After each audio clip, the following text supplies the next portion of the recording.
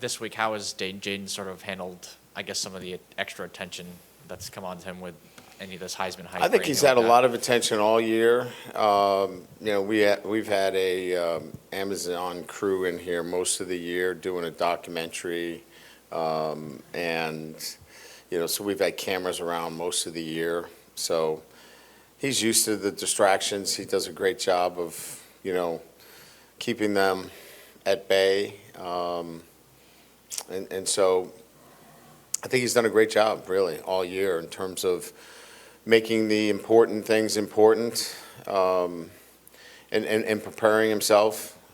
As I mentioned, he's in here early in the morning, gets his work done, and then when he gets to practice, he's locked in. He's been really professional. Speaking of Jayden, how does he separate from Michael Penix and Bo Nix in the Heisman race? Well, I mean, I think you first of all look at what his versatility is. Certainly nobody runs the way he can.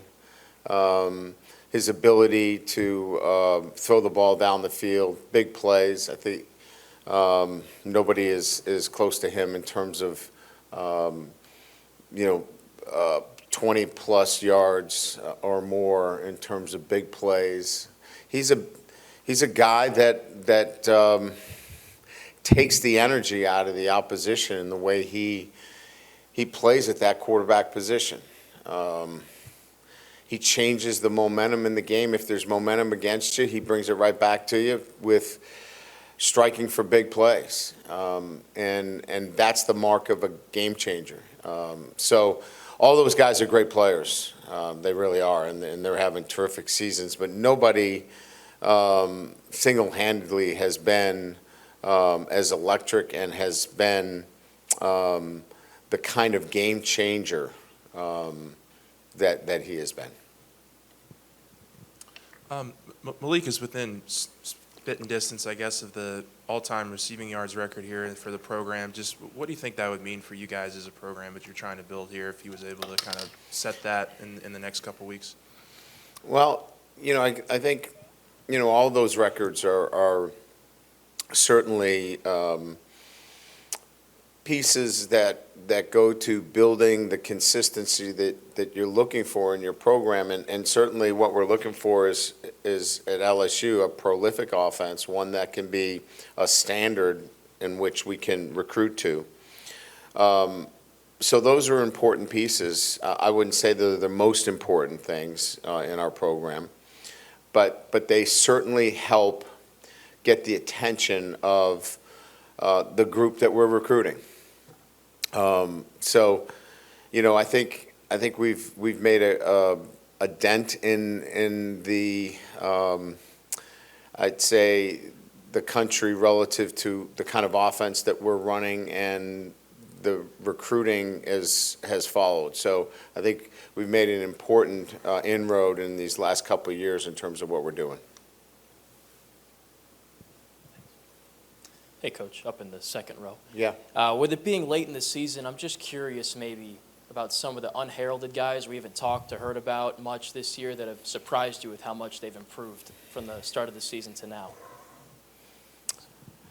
Yeah, I mean, I think I could probably, start with Jayden Daniels. I think we get kind of lost in just his rise and his development as a quarterback. I don't know that anybody had him pegged for a Heisman, a leading Heisman Trophy candidate.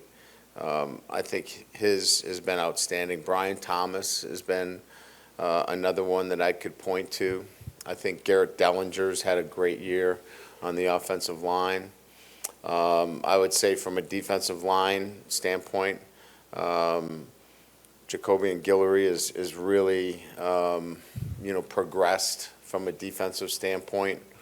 I think Greg Penn has been really solid for us from a defensive standpoint, and we've seen improvement from week to week.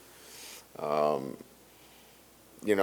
think you'd have to put Sage Ryan in there. Here's a guy that we've asked to play multiple positions, and, at times, that's difficult, but, I mean, I think his resilience has been really good, and we've seen a steadying incline in terms of his play. So I'd say I probably, and there's many more. I mean, I'm leaving out, a lot of guys that Mason Smith the last few weeks has been really good. And I'm going to leave out somebody, which these are tough questions because you forget somebody that's doing a nice job, but that's just to name a few, and I'm sure I forgot some.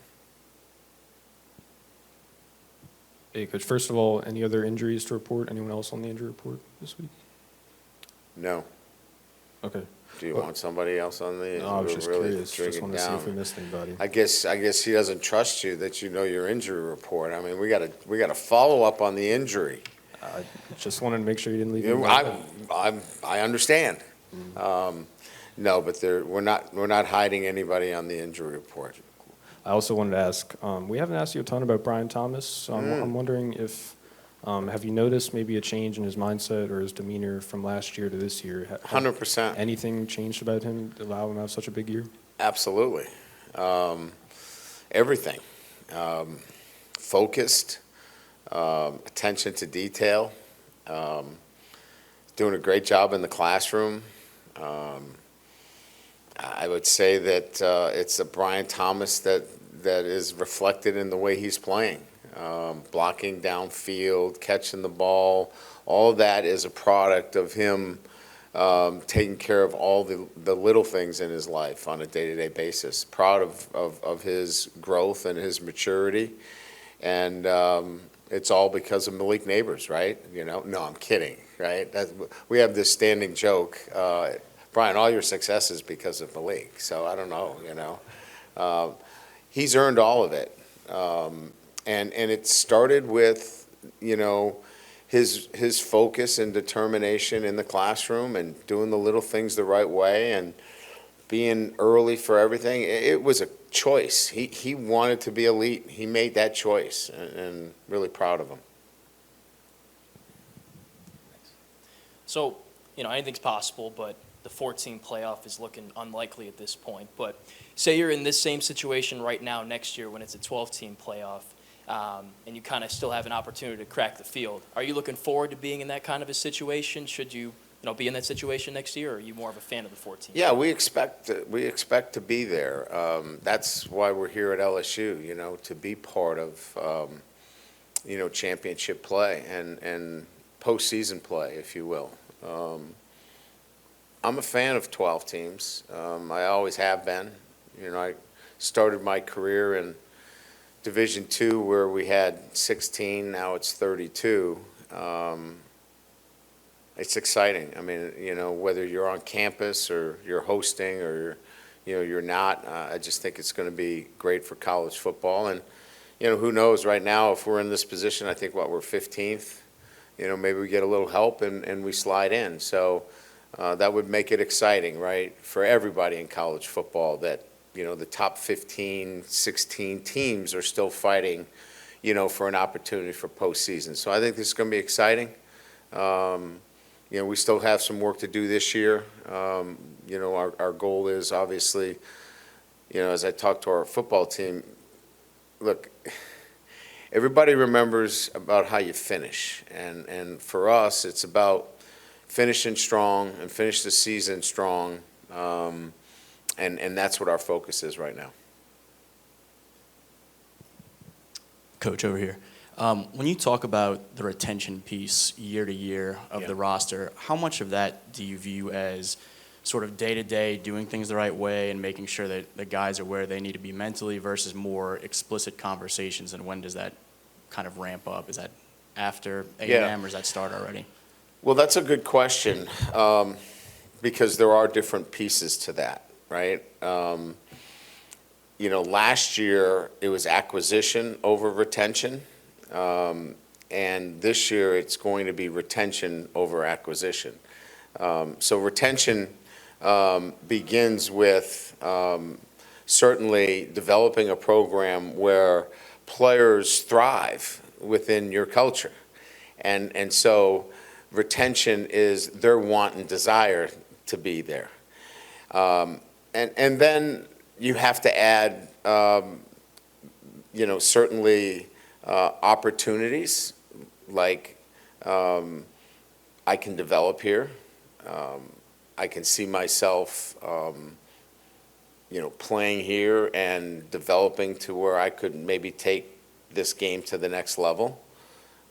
You have to look at NIL opportunities as a piece of that retention. So all of those now have to be part of, a bigger vision as it relates to retention. And then development, right? You want to develop your players, your younger players, your freshman class. We weren't in that position. Last year it was a heavy acquisition. It was freshman recruiting and then retention. Retention is goal one now in year 2 for us. Player development and then acquisition through the transfer portal. Speaking about looking into your third year statistically, and every team that you've coached, you've made a huge jump in your third year. With being at LSU, and you spoke about recruiting and retention, what do you think that means looking into your third year and what that means for you now? Well, the third year, wherever I've been, is probably a comfort level where everybody from the night cleaning crew here to the freshman that's in the program for 6 months to the transfer student, everybody knows what the standard is. And so, that creates a synergy within your program that everybody's pulling in the same direction. There's no need to be slowed down by some that are not on the same page. Everybody's working in the same direction, and we're getting really close to that. Finishing up this year. As we go into the off season, there'll be great momentum going into year 3. There's a lot of bowl projections that have LSU maybe playing Notre Dame in a bowl game. You have any thoughts on that one way or another? That possible match? Should be great for the media. You guys will have. Well, that's the most important, but yes, yeah, it would be great. It'd be great for you guys. I mean, I hope that we get a bowl matchup that everybody's excited about. But my focus right now is on Georgia State, and we got to play up to a standard to a team that has always risen up to the competition. Georgia State plays up. They had that great win against Tennessee a few years back. They played North Carolina tough. So, this is a program builder for them. So my focus has been on Georgia State. Great. All right. Thank you.